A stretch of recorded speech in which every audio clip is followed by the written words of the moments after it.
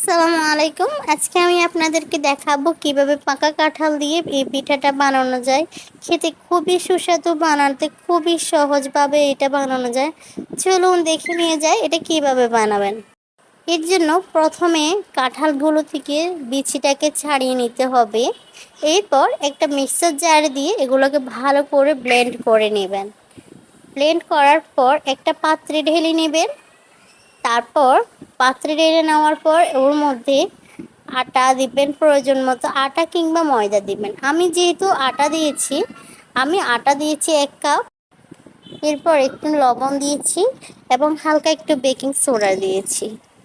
এরপর এগুলোকে ভালো করে মিশিয়ে নিয়েছি। আমি কোনো চিনি দিইনি, তার কারণ হলো কাঁঠাল খেতে এমনিতেও মিষ্টি, যার কারণে আমি আর চিনি দিইনি। আপনারা আপনাদের স্বাদ অনুযায়ী চিনি দিতে পারেন। এরপর এগুলোকে একটি কড়াইয়ে তেল গরম দিয়ে একটু একটু করে দিয়ে দেবেন। দেখবেন এগুলো পুড়ে একদম ঠাসা ঠাসা হয়ে যাবে। উল্টে পাল্টে কিছুক্ষণ নেড়ে ছেড়ে 4-5 মিনিট নেড়ে ছেড়ে নামিয়ে ফেলবেন। দেখবেন খেতে অনেক মজা।